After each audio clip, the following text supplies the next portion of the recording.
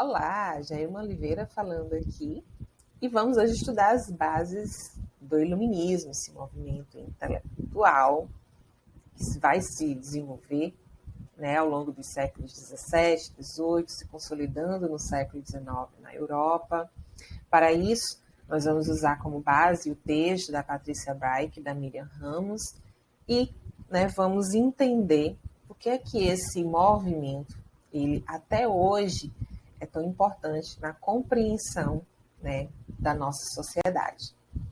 Então, o iluminismo, que também é chamado de ilustração ou de século das luzes, vai ser uma corrente de ideias desenvolvida por diferentes intelectuais, sobretudo europeus, que vão jogar, luz, entre aspas, ao que antes se tinha como um pensamento medieval. Vejam que aí no slide nós temos que essas expressões, elas traduzem uma visão negativa que os pensadores tinham da Idade Média, que também era considerada, por muitos, até tempos atrás, até por historiadores, como idade, entre aspas, das trevas, fecha aspas. Isso porque o iluminismo ele vai bater de frente, com ideais morais, religiosos, que eram bastante influenciados pela Igreja Católica. Além disso, o iluminismo pode ser considerado um desdobramento da mentalidade surgida desde a Revolução Científica do século XVII. Um exemplo disso, nós temos aí Galileu Galilei, por exemplo, fazendo uma praticamente revolução ao defender a teoria heliocêntrica, ou seja, que o Sol seria o centro do universo, por onde os planetas orbitam, e não o contrário, como a teoria geocêntrica atestava. Isso fez com que a Igreja, que era a principal defensora de uma teoria científica como essa, já que muitos dos intelectuais e a ciência produzida na época era dentro das bases religiosas da Igreja Católica, fez com que Galileu Galilei fosse perseguido e tivesse aí o restante de sua vida de uma forma muito negativa, o que depois veio a ser comprovado que ele estava certo. Além disso, o iluminismo ele vai ter como princípios a universalidade, a individualidade e a autonomia. São princípios que vão provocar aí na sociedade uma diferentes formas de pensar essa organização social, também novas formas de se portar e de agir nela e de pensar a política e a economia. Por exemplo, a universalidade defende que todos têm direito ao conhecimento, não importa a nacionalidade ou a etnia. Na prática, sabemos que não é bem assim. Todos têm direito ao conhecimento. Será mesmo? Se considerarmos o período do movimento iluminista, nós vamos perceber que a Europa, por exemplo, tinham várias colônias na América e na África que, diferente dos princípios pregados, tinham aí populações inteiras que foram dominadas segundo o conhecimento que era considerado pelo europeu superior, Então, através desse princípio, o europeu também considerava que o conhecimento produzido ali era passível de expansão, para outros continentes ao redor do mundo. A individualidade, ela prega que as pessoas são reais e singulares, mesmo que integrem uma coletividade. Por exemplo, eu posso ser considerado um francês, morar em um estado, em uma cidade específica, fazer parte dessa coletividade, mesmo assim, eu sou um indivíduo que tem pensamento e direitos individuais próprios que devem ser respeitados. Isso se atrela à questão da autonomia. Os homens são aptos a pensar por si mesmos sem dogmas religiosos ou tirania política. Então, um religioso e nem mesmo um governante, ele deve pautar as minhas escolhas e a minha individualidade. Então, percebam que são princípios que, para a época, eram muito interessantes e que estimulavam na sociedade novas formas de pensamento, desligados de uma dependência intelectual e científica que antes se tinha com a questão política nas monarquias e religiosa com a Igreja. Então, essas questões que o iluminismo ele carrega, ele também precisa ser diferenciado em relação às suas intenções.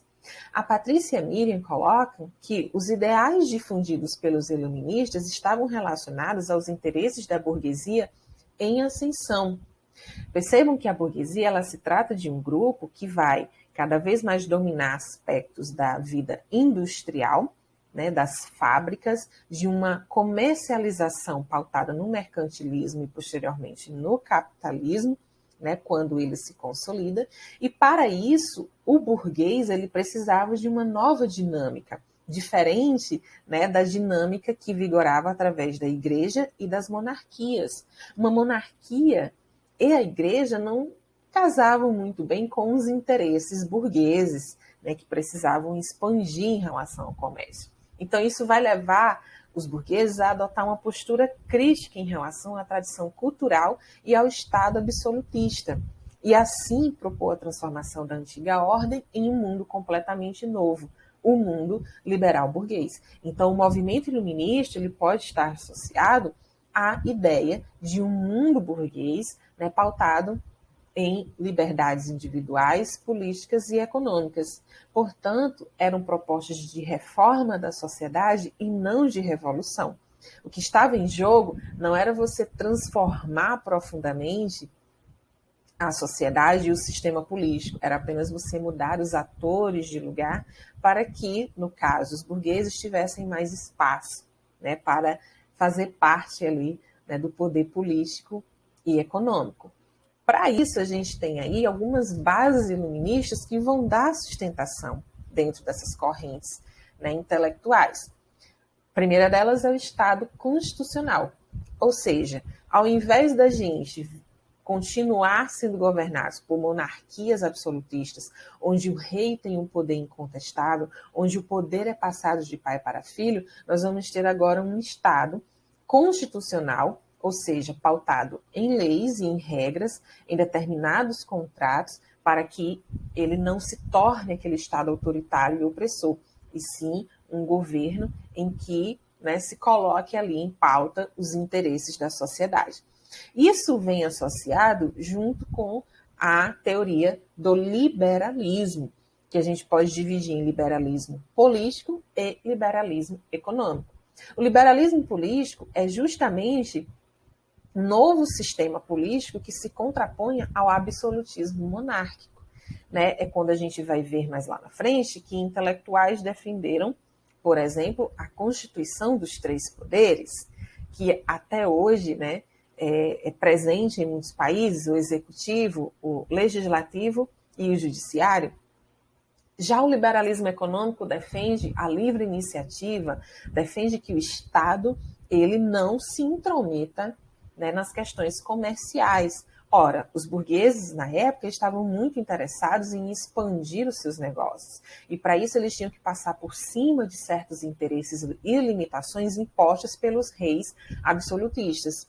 Para que isso não continuasse sendo um problema, a mudança do sistema político e econômico, né, era bem favorável. Então, o liberalismo econômico faz com que o Estado constitucional ele haja somente naquilo que é de interesse social, mas nas questões econômicas, né, deixe que, né, os grupos que detêm, né, esses meios de produção lidem com isso.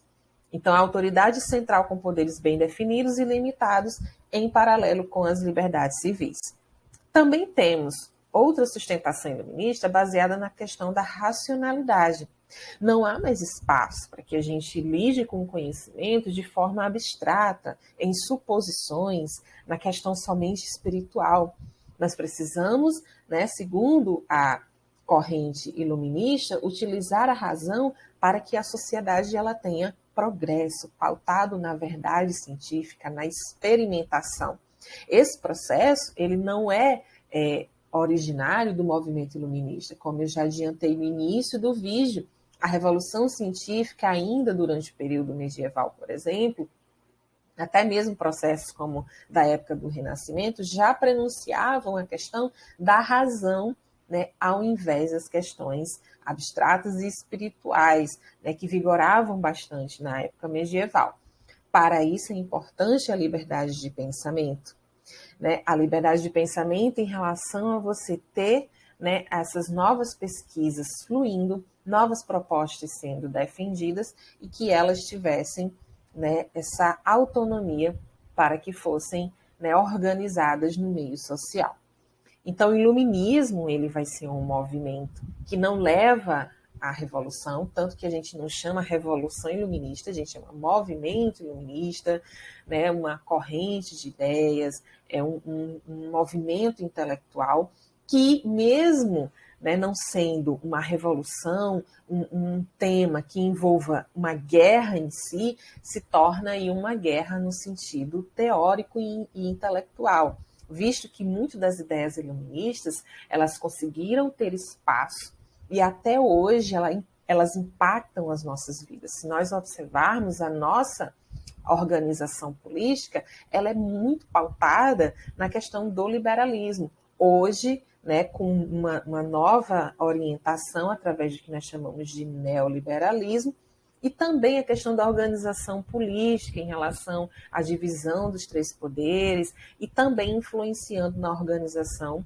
né, do que nós hoje chamamos de democracia, né?